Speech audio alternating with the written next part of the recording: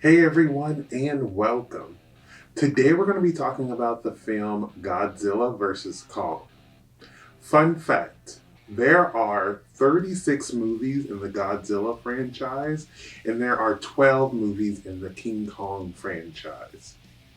This movie came out in 2021 and stars Millie Bobby Brown, Rebecca Hall, and Brian Tyree Henry, and was directed by Adam Wingard. So, without further ado, let's get right into it.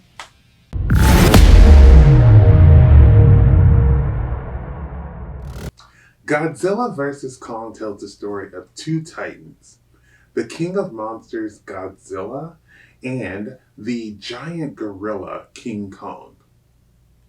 Godzilla has been attacking places unprovoked, and something mysterious is going on, which eventually leads Godzilla and King Kong to come face to face. While the two titans are fighting, the mysterious Apex Corporation is building something to ensure that man stays the apex predator. Godzilla and Kong must decide if they want to fight it out to the death or if they will come together to stop this new creation. The cast of this movie is just amazing.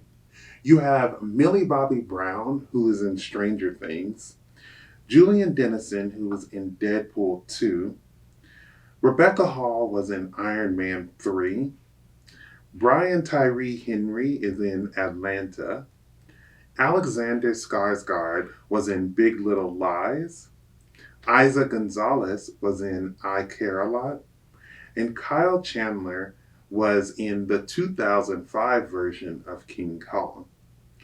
Adam Wingard also directed the movie The Guest.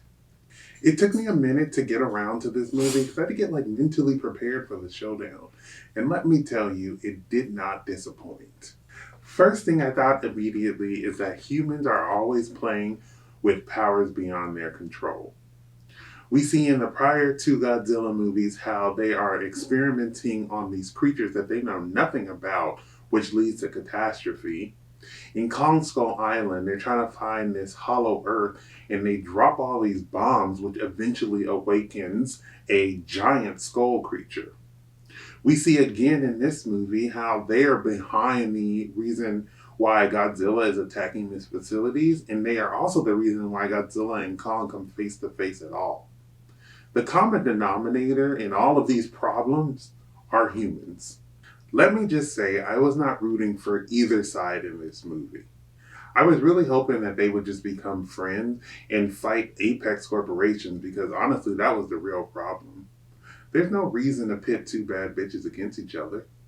Brian Tyree Henry did a great job playing this conspiracy theorist who actually turned out to be right.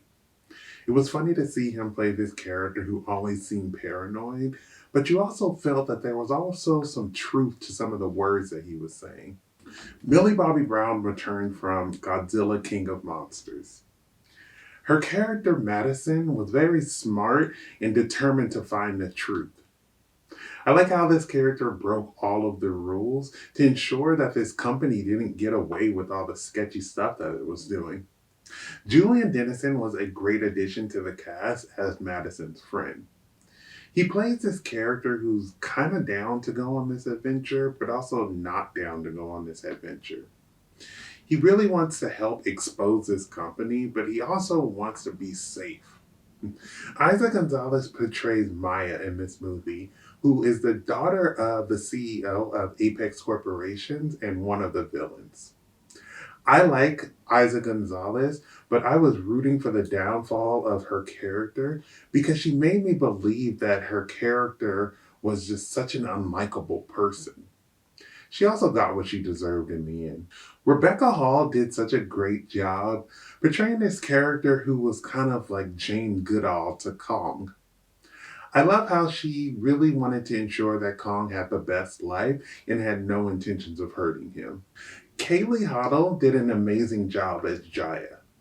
She's the one character that Kong trusts and has a connection with, and he feels that he must protect her. I thought that their relationship in this movie was kind of like the heart of this movie. I still think it's weird that Kong walks like a human. Like, Kong is supposed to be an oversized gorilla, but he doesn't move like a gorilla. It seems like, in my opinion, he moves like a human, which for me, I just find a little weird because I think that he should be moving like a gorilla, not walking like a beefed up human. One thing they kind of glazed over that I wish they would have talked about a little bit more is how the character Rin Sarazawa is the son of Dr. Sarazawa from Godzilla King of Monsters. It would have been interesting to see why he decided in this film to help create something that would destroy Godzilla when his father was one of the people who was rooting for Godzilla and even sacrificed himself to save Godzilla. I thought it was cool how we see the skull crawlers return in this film because the last time we saw them was in Kong Skull Island. Luckily, in this film, though, they're only being used as target practice. We also see the return of this hollow earth theory. This theory actually was first announced to us in Kong Skull Island as well. If you remember that movie, that was the reason why they were trying to drop bombs on Skull Island in the first place. It was cool to see the skull of Ghidorah, aka Monster Zero, who we last saw in Godzilla King of Monsters, who Godzilla totally demolished at the end of that movie. It was crazy to see how his skull was powering this new weapon that Apex Corporation was creating. I think it's great to have all these callbacks throughout this film. It really helps the viewer understand how all of the movies are connected. I thought when they finally made it to Hollow Earth, it was cool to see where these titans originated from. It was cool to see that there were not only other creatures in this world, but how these creatures were creatures that were not on the outside world. It was cool that in this scene, we got to see that Godzilla had actually fought one of Kong's ancestors and won. This is also the scene where we also get introduced to the radiation axe, as I like to call it, which is something that Kong definitely needed because he was not doing so well going against Godzilla. I thought Hong Kong was such a nice place to have the last battle. It got leveled eventually, but when it was still standing, it was a nice place to have, this final battle with all the cool colors and lights.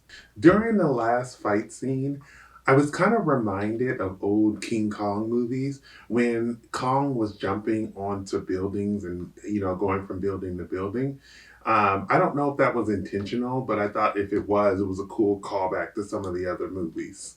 Low key, Kong was losing all of those battles. Like, even when we thought he won at the end, Godzilla came back and then, like, demolished him again. It was a very unfair fight, though, I will say, because Godzilla literally can, like, breathe fire and is a lizard with his giant tail. Like, he just has the advantage. It was dope to see Mecha Godzilla come to life in this movie. And let me just say, that robot was kicking Godzilla's butt. I thought it was great to see how Kong and Godzilla come together in the end to fight this robot that was out of control thanks to Apex Corporation. My favorite part of this movie was the part where we see Kong being transferred to the location so they can look for Hollow Earth, and Godzilla decides to show up and attack. It's such an interesting scene because we see Kong tied down on this boat and he is going to do anything he can to protect the little girl that's on the boat. And so the people are scrambling like, do we release Kong? Do we not? They finally release him and then there's finally an epic battle between Kong and Godzilla. And like, it was just a really cool scene to see like them finally meet each other and like battle it out, but also to see how this was going to go because Kong is a gorilla and they were in the middle of the ocean. And so they literally were fighting on Godzilla's turf. And so it was just such an interesting scene to see how Kong was, reacting to Godzilla, but also to see them finally interact with each other. This scene definitely had me on the edge of my seat. Godzilla vs. Kong is a great movie showing these two titans fight. It has a great cast, the cinematography is amazing, and the fight scenes are really cool to watch on screen. If you have not already watched Godzilla vs. Kong, I definitely suggest that you go and watch it. Thank you for watching my video. I would love to hear your thoughts down below in the comments. If you have not subscribed, please do so you can keep up to date with more of my videos. But besides that, everyone stay safe, have fun, goodbye.